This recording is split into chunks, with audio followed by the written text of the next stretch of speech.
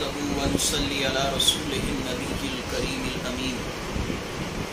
أما بعد فأعوذ بالله السميع العليم من الشيطان الرجيم. بسم الله الرحمن الرحيم.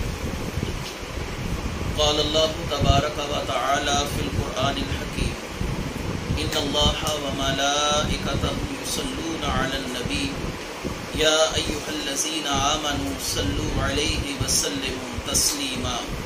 الصلاة والسلام عليك يا رسول الله، الصلاة والسلام عليك يا نبي الله، الصلاة والسلام عليك يا شفيع المذنبين وعلى آلك وأصحابك يا رحمة للعالمين.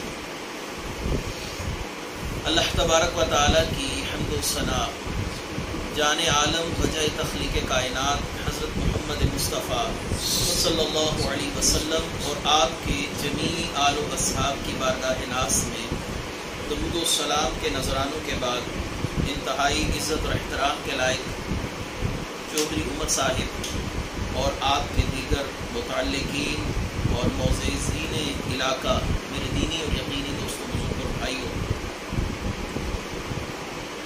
آج 8 محرم الحرام نبی کریم صلی اللہ علیہ وآلہ وسلم کے محبوب نواسے یعنی سیدنا امام حسین رضی اللہ تعالیٰ عنہ کے حوالے سے انتہائی اہمیت کا دن ہے۔ ان ایام کو، اس ماہ کو ہمیں کس طریقے سے منانا چاہیے، اس حوالے سے اپنی مختصر سی گفتگو کروں گا اور اس کے بعد فلسفہ شہادت امام حسین یہ بیان کرنے کے لیے اپنی مختصر سی معروضات پیش کروں گا۔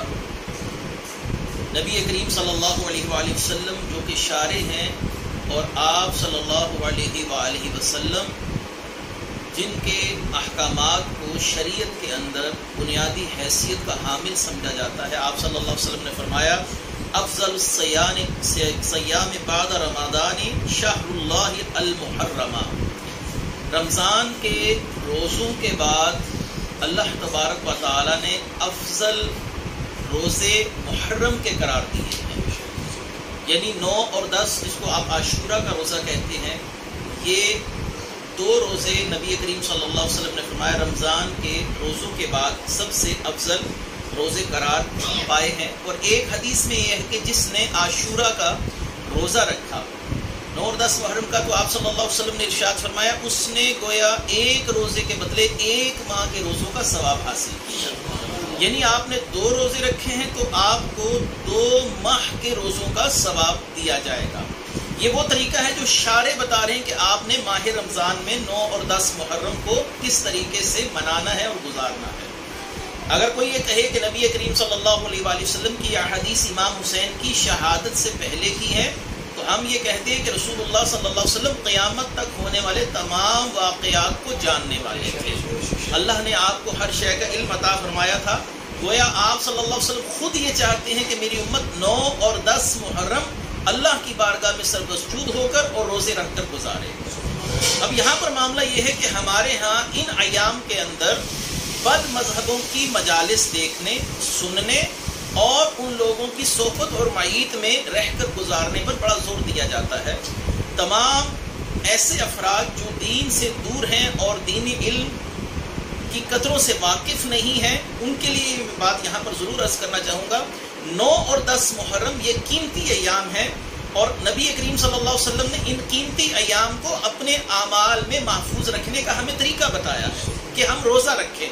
اب رہا کہ ہم بد مذہبوں کی طرف جو رجحان رکھتے ہیں اور ان لوگوں کی مجالس میں جا کر شامل ہوتے ہیں یا ان کی مجالس دیکھتے ہیں، ان کا چہرہ دیکھتے ہیں اور اپنے سوشل میڈیا کے ذریعے ان لوگوں کے ساتھ کسی نہ کسی طریقے سے وابستہ رہتے ہیں، تو نبی کریم صلی اللہ علیہ وآلہ وسلم نے بد مذہبوں کے لیے کیا فرمایا، اور بالخصوص ان لوگوں کے لیے جن کے لیے ہم 9 اور 10 محرم کے اندر اپنا وقت ضائع کرتے ہیں، آپ صلی اللہ علیہ وسلم نے فرمایا اللہ نے مجھے منتخب فرمایا اور میرے لیے میرے صحابہ اور میرے سسرالی رشتہ داروں کو منتخب فرمایا۔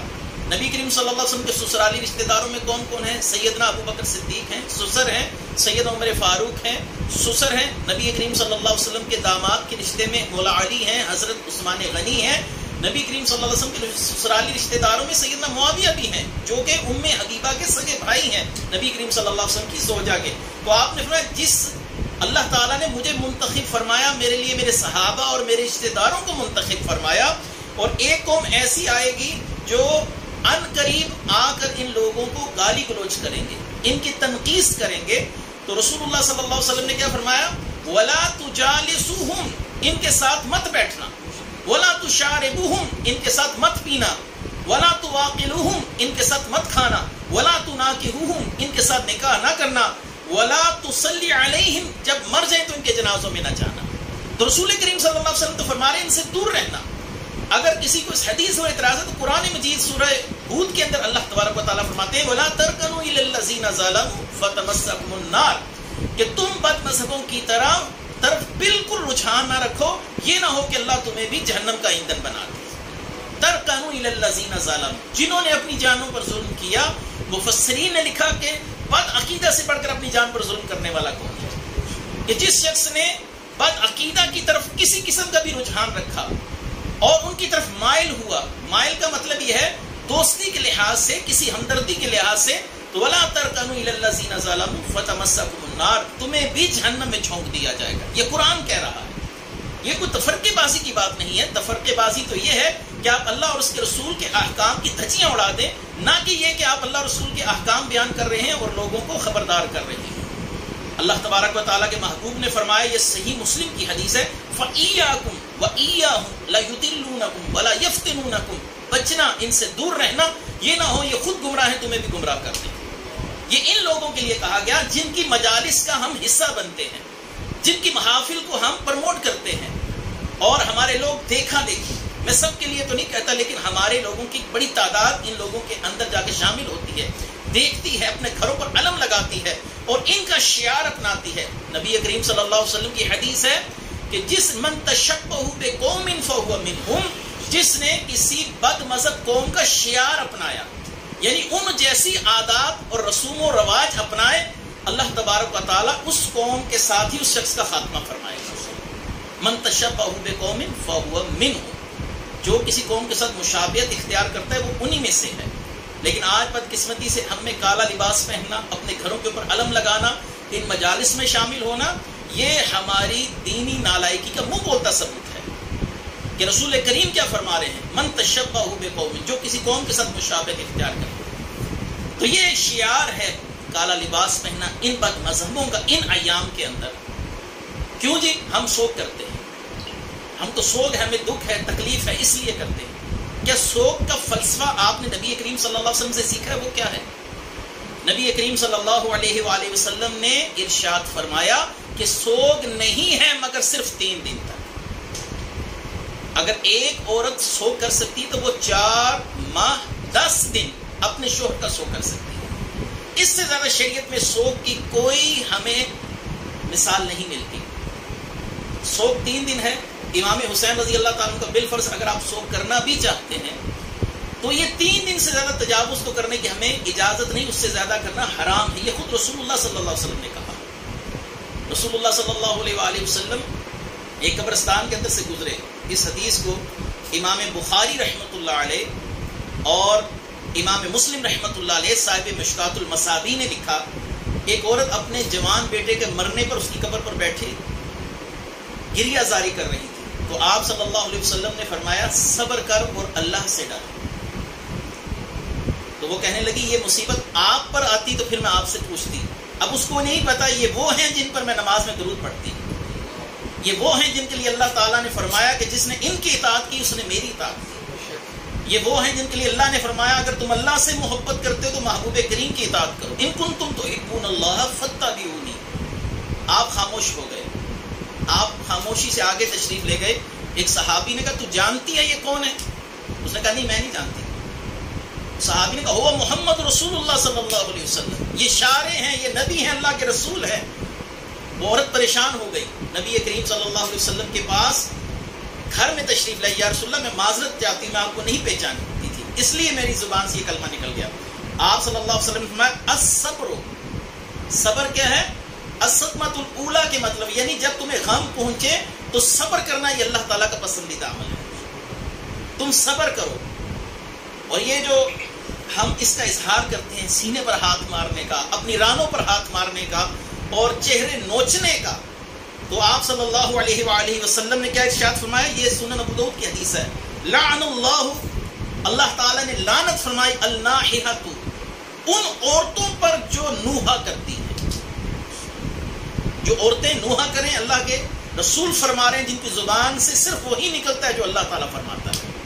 الناحیۃ والمستمعۃ, آپ صلی اللہ علیہ وسلم نے فرمایا جس پر نوحہ کیا گیا اور جو نوحہ کرنے والیاں ہیں.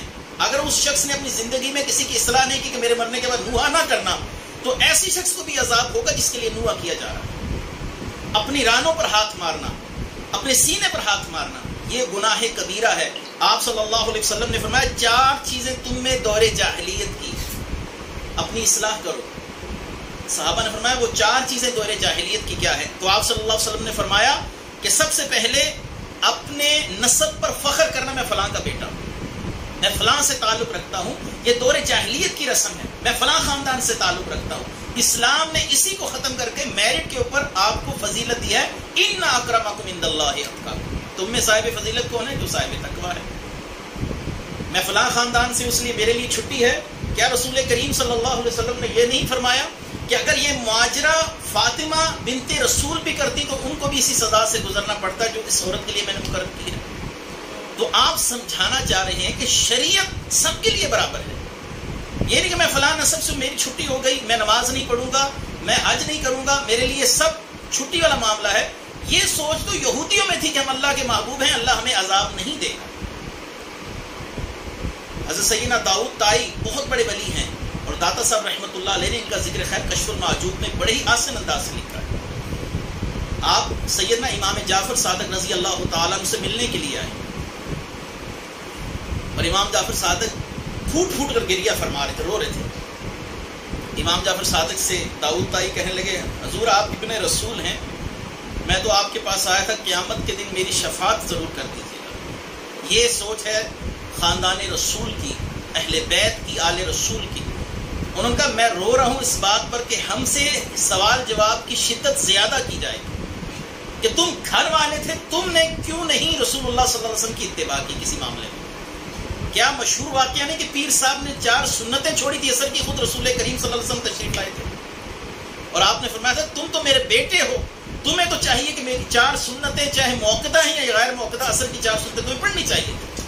ان پر شریعت ڈبل نافذ ہے. لیکن آج ہماری سوچ کیا ہے؟ سید ہے بس, ختم ہو گئی, اس پر شریعت اٹھ گئی. امام جعفر صادق رو رہے تھے, فرمانے لگے میں اس بات پہ روتا ہوں کہ رسول کریم ہم سے زیادہ پوچھ گچھ کریں گے. تم تو گھر والے تھے, تمہیں تو شریعت کی زیادہ اتباع چاہیے تھی, نہ کہ یہ کہ تم چھٹی کر جاتے. داؤد طائی رو پڑے اور کہنے لگا ابن رسول کا یہ حال ہے تو پھر ہمارا کیا بنے گا؟ یہ تھا دین. تو آپ صلی اللہ علیہ وسلم نے 4 چیزیں تم میں ایسی ہیں جو تمہیں تباہ و برباد کرنے والی ہیں. اپنے نسب پر فخر کرنا, میں فلاں کا بیٹا ہوں, یعنی دوسرے سے بڑائی چاہنا, جبکہ تم سب ایک باپ اور ایک ماں کی اولاد ہو. اور آپ صلی اللہ علیہ وسلم نے فرمایا دوسرے کے نسب پر تان کرنا, تو فلاں کا بیٹا ہے, تیرا خاندان تو یہ مراسیوں کا خاندان ہے, مصلی ہے, فلاں ہے, یہ ہے. کیا تم نہیں جانتے کہ تم سب ایک باپ سے پیدا ہوئے, آدم سے, اور ایک ماں سے پیدا ہوئے؟ آپ نے فرمایا اپنے نسب پر فخر اور دوسرے کے نسب پر تان کرنا یہ دور جاہلیت کی علامات میں سے ہے. یا رسول اللہ تیسرا کیا ہے؟ آپ نے فرمایا تاروں سے پانی کی امید رکھنا, کیونکہ اس وقت لوگ تارے ٹوٹنے سے عقیدہ رکھتے تھے کوئی نہ کوئی تغیر و تبدل ہوگا. یہ تقدیر کے منافی ہے عقیدہ. ہمارا عقیدہ یہ ہے کہ جو اچھا ہے, جو برا ہے, سب اللہ کی طرف سے لکھا جا چکا ہے. ہم تارے ٹوٹنے سے تقدیر کے اندر تغیر و تبدل پر یقین نہیں کرتے. چوتھی چیز یا رسول اللہ صلی اللہ علیہ وسلم, آپ نے فرمایا وَالنِّيَاحَةُ, اور نوحہ کرنا کسی کے مرنے پر, اونچی اونچی پکار سے, ہائے فلاں مار گیا, یہ ہو گیا, وہ ہو گیا. کیا آج ایسا نہیں کیا جاتا؟ سینے پر ہاتھ مارے جاتے ہیں, چہرے نوچے جاتے ہیں. نبی کریم صلی اللہ علیہ وسلم نے فرمایا کہ جس نے یہ عمل کیا, اپنی رانوں پر ہاتھ مارا, اپنے چہرے پر ہاتھ مارا, اپنے سینے پر ہاتھ مارا, وہ قیامت کے دن اس حال میں آئے گا کہ اللہ تعالیٰ نے اس کو گندک کا لباس پہنایا ہوگا. تو یہ اس ماہ کے کچھ ترجیحات کا معاملہ ہے, اس کو پہچانیے. روزہ رکھیے, صبر کا معاملہ ہے, اور یہ چیخ و پکار اور ان لوگوں کے ساتھ بیٹھنا امام ابو یوسف جو امام ابو حنیفہ رحمۃ اللہ علیہ کے بڑے ہی جلیل القدر شاگردوں میں شمار ہوتے ہیں، آپ فرمایا کرتے تھے کہ رؤیت وجہ الظالم، کسی ظالم کا چہرہ دینا، کسی بد مذہب کا چہرہ دینا، تو ثبت القلوب، تمہارے دلوں کو سیاہ کر دے گا۔ اللہ والوں کے چہرے دیکھو گے تو دل جگمگ کریں گے۔ صحابہ کے دل جگمگ کیوں کرتے تھے؟ کیونکہ رسول اللہ کا چہرہ دیکھتے تھے۔ اور جب کسی بد مذہب کا چہرہ دیکھو گے تمہارا دل سخت ہو جائے گا، اللہ کا ذکر کرو گے دل نرم پڑ جائے گا، اور جب مخلوق کا ذکر کرو گے، برے لوگوں کا ذکر کرو گے تو دل سخت ہو جائے گا۔ تو امام ابو یوسف فرماتے ہیں کہ ظالم کے چہرے کو دیکھنا تو تصود القلوب، دلوں کو کالا کر دیتا ہے۔ ان لوگوں کے چہرے بھی نہ دیکھے جائیں دلوں میں، ان پر لعنتوں کا نزول ہے۔ جو اور اب سوال یہ ہے کہ یہ جو نوحہ ہے اس کو گناہ کبیرہ کیوں قرار دیا گیا؟ ہر کام کے پیچھے کوئی حکمت تو ہے، تو وجہ تو ہوتی ہے کہ یہ کام اس لیے حرام ہے۔ اصل میں جو شخص نوحہ کرتا ہے اور جو شخص چیخو پکار کرتا ہے، اصل میں وہ اللہ کے فیصلے پر راضی نہیں ہوتا۔ اللہ نے جو لکھ دیا، آپ چیخو پکار کریں یا صبر کریں، ہو کہ وہی رہے گا۔ آپ کے رونے سے یا آپ کے خاموش رہنے سے، آپ کے ہنسنے سے کوئی چیز بدل نہیں سکتی۔ نوحہ یہ ہے کہ آپ اللہ تعالیٰ کے فیصلے پر اعتراض کر رہے ہیں۔ حضرت موسیٰ نے اللہ تعالیٰ سے دعا کیا، باری تعالیٰ مجھے اس حال میں رکھ، میں تجھ سے راضی ہو جاؤں، تو مجھ سے راضی ہو جائے۔ اس کا کوئی مجرب نسخہ کیا ہے؟ اللہ نے فرمایا جو میں نے لکھ دیا بس اس پہ راضی ہو جائے، میں تجھ سے راضی ہو جاؤں، میری قضا پر اعتراض نہیں کرنا۔ نبی کریم صلی اللہ علیہ وسلم کو کیا پتا تھا کہ نہیں پتا تھا کہ حسین شہید ہوں گے؟ پتا تھا۔ میں حدیث سنا دیتا ہوں مسند امام احمد بن حنبل سے، رسول اللہ صلی اللہ علیہ وسلم حضرت ام سلمہ کے گھر موجود ہیں، امام حسین بھاگتے ہوئے آئے، آپ صلی اللہ علیہ وسلم پر وحی کا نزول ہو رہا ہے، امام حسین نے آتے ساتھ ہی آپ کی گردن میں اپنی دونوں باہیں ڈال دی۔ جبریل رک گئے اور کہنے لگے یا رسول اللہ آپ جانتے ہیں آپ کے اس بیٹے کو ایک سرزمین جس کو کربلا کہا جائے گا وہاں شہید کیا جائے گا؟ رسول کریم صلی اللہ علیہ وسلم نے کوئی چیخ و پکار نہیں کی، آپ نے فرمایا اللہ کی رضا پہ راضی۔ ساری زندگی رسول کریم نے ایک مرتبہ بھی امام حسین کی شہادت ٹالنے کی دعا نہیں کی۔ یہ تو رسول کریم ہے، مولا علی کا ایک دفعہ گزر کربلا کے مقام سے ہوا تو آپ اپنی سواری سے اترے اور آپ کے ہاتھ میں ایک لکڑی کی چھڑی تھی، آپ اس سے زمین کے اوپر ایسے نشان لگا رہے تھے۔ آپ کے ساتھ آپ کے خاص اصحاب میں کمیل موجود تھا۔ کمیل نے کہا مولا علی سے یہ آپ کیا کر رہے ہیں؟ آپ نے فرمایا یہاں پر زینب کے اونٹ کو بٹھایا جائے گا، یہاں پر حسین کے خیمے کو لگایا جائے گا، حسین کو شہید کیا جائے گا۔ یہ سند صحیح سے روایت موجود ہے۔ لیکن مولا علی تو تاجدار اولیاء ہیں، اولیاء کے امام ہیں جن سے سلاسل اولیاء چلے، کہیں نہیں ہمیں ملتا کہ مولا علی نے کہا یا اللہ میں اپنے بچوں کی حفاظت کی دعا کرتا ہوں اس مسئلے کو ٹال دے۔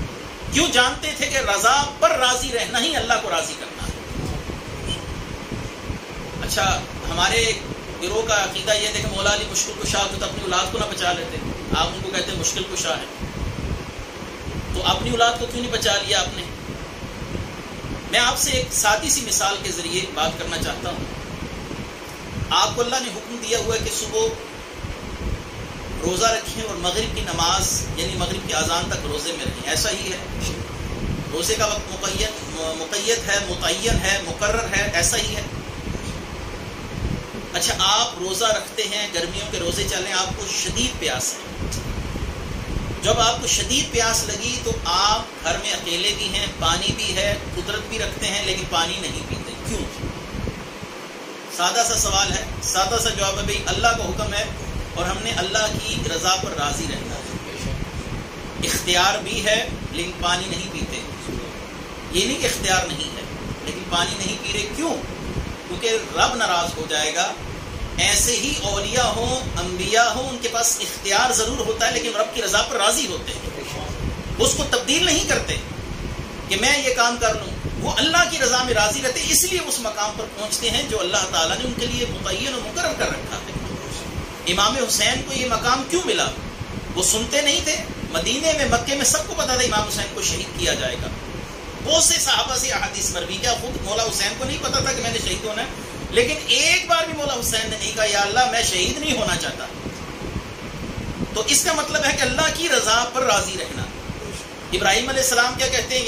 یا بنیا انی اری فی المنام، اے بیٹے میں نے خواب دیکھا ہے، میں نے تجھے ذبح کرتے ہوئے پایا خود کو، میں تجھے ذبح کر رہا ہوں، انی اذبحک، میں تجھے ذبح کر رہا ہوں۔ بیٹے نے کہا خواب ہے، کیوں مجھے مصیبت میں ڈال رہے آپ؟ وہ نبی تھے، جانتے تھے کہ نبی کا خواب بھی وہی ہوتا ہے۔ تو انہوں نے کہا یا آبا تھی، اے میرے والد، آپ وہ کر گزریے جس کا اللہ نے آپ کو حکم دیا ہے، افعل ما تؤمر، کر گزریے جس کا آپ کو حکم ملا ہے۔ کیوں؟ رضا پر راضی۔ نہیں کہا مجھے ایک دن ذرا دعا تو کرنے دیں، مجھ سے مصیبت ٹال جائے یہ والی۔ حضرت ابراہیم نے نہیں کہا چلو میں اللہ سے دعا کر لیتا ہوں، میں خلیل ہوں، تم سے یہ معاملہ ٹل جائے گا۔ نہ بیٹا دعا کر رہا ہے، نہ باپ دعا کر رہا ہے، نہ رسول کریم دعا فرما رہے ہیں، نہ مولا علی دعا فرما رہے ہیں، نہ امام حسین دعا فرما رہے ہیں۔ اس کا مطلب وہ اللہ کی رضا پر راضی ہیں۔ اور مولا علی کرم اللہ وجہ الکریم، جن کو ہم تاجدار ولایت مانتے ہیں، اگر وہ اختیار ہونے کے باوجود اس بات پر جزا و فضا نہیں کر رہے، نوحہ نہیں کر رہے، تو اس کا مطلب اسلام یہی ہے جو ہم تک پہنچا ہے ہمارے اکابرین سے۔ صبر کرنا ہے، چیخو پکار، سینہ کوپی، مار دھاڑ، چیخو پکاریے۔ اور یہ آخری بات کر کے میں گفتگو کو ختم کرتا ہوں۔ ایک انگریز گزرا ہے، اس کا نام سر ڈیوڈ تھا، اس کا ایک جملہ ہے اپنی کتاب میں، نو ون کین compare with امام حسین in punctuality and regularity۔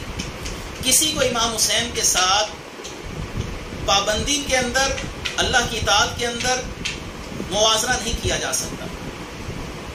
وہ خود لکھتا ہے اپنی کتاب میں، کہتا ہے میرے دل میں آیا کہ میں رستم جو پہلوان گزرا نا بڑا، میں اس کے ساتھ امام حسین کا موازنہ کروں۔ تو پھر کہنے لگا نہیں رستم کا موازنہ ہی نہیں کیا جا سکتا، اس کے پیچھے ایک وجہ ہے۔ پھر وہ وجہ جو بیان کرتا ہے وہ آخری میں بات کرتا ہوں۔ رستم پہلوان بادشاہ کا بڑا ہی مقرب پہلوان تھا، اور بادشاہ اس کو اپنے ساتھ، اپنے تخت کے ساتھ، اپنی کرسی کے ساتھ ہی اس کی کرسی رکھ کر اس کو بٹھاتا تھا۔ کیوں؟ اس کو کوئی شخص زمین پر نہیں گرا سکتا۔ تو ایک دفعہ بادشاہ کہیں مہم جوئی کے لیے روانہ ہوا، تو رستم کے گھر اولاد ہونے والی تھی۔ اس نے اپنی بیوی کو کہا کہ اگر بیٹا ہوا تو اس کا نام سہراب رکھنا، اور اس کو بھی یہی فن سکھانا، اگر میں واپس آ گیا تو ٹھیک، اگر واپس نہ آیا تو فابہا۔ اس کا نام سہراب رکھنا یا سہراب رکھنا، اس کو بھی فن پہلوانی سکھانا ہے۔ میں جا رہا ہوں، لیکن میں چاہتا ہوں میرا بیٹا جو ہے میرے بعد فن پہلوانی سیکھے، کیونکہ اس کو ایک پہلوان بنایا۔ اس کا بیٹا جوان ہو گیا، اور اس کی شہرت کے ڈنکے دور دور تک بج رہے تھے کہ ایک بہت بڑا پہلوان ہے سہراب، جس کو کوئی گرا نہیں سکتا۔ تو دوسرے بادشاہ نے رستم کی طاقت اور اس کے گر دیکھ کر اس کو آزاد کیا، اور اس کو اپنا مقرب بنا لیا۔ اب رستم دوسرے بادشاہ کے ساتھ بیٹھتا تھا، اور اس کے دربار میں اس کو اعلیٰ مقام حاصل ہو گیا۔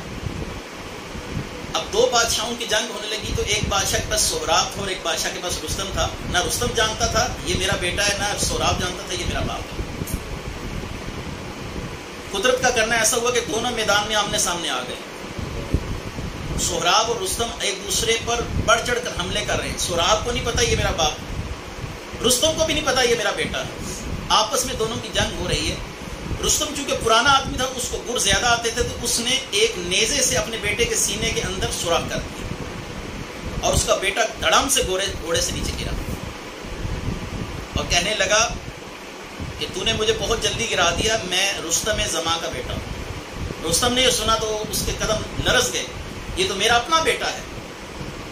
سر ڈیوڈ لکھتا ہے کہ رستم گھوڑے سے نیچے گرا، اور گرا تو اس کی جان نکل گئی کہ میں نے اپنے ہاتھوں ہی اپنے بیٹے کو مار دیا۔ تو کہنے لگا کیسے امام حسین سے موازنہ کروں؟ امام حسین تو اپنے بچوں کی لاشیں اٹھا کے لا رہے ہیں، اپنی اولاد کو گھسیٹ گھسیٹ کے لا رہے ہیں، اپنے خاندان کے نوجوانوں کو جو شبیہ رسول ہیں علی اکبر، ان کی لاش کو اٹھا کے واپس لا رہے ہیں، علی اصغر کو واپس لا رہے ہیں۔ اور سر ڈیوڈ کہتا ہے سلام ہے امام حسین کو کہ ان کے قدم نہیں ڈگمگائے۔ اللہ نے امام حسین کو وہ چٹان بنایا تھا جو صبر و استقامت میں اپنی مثالات تھی۔ بد مذہبوں سے اجتناب کیجیے، روزہ رکھیے۔ امام حسین کے صبر اور استقامت کو سلام ہے، اور یہ سلام اسی طریقے سے کیا جا سکتا ہے۔ آپ روزہ رکھیے، اس کا ثواب امام حسین کی بارگاہ میں پیش کیجیے۔ وآخر دعوانا ان الحمد للہ رب العالمین۔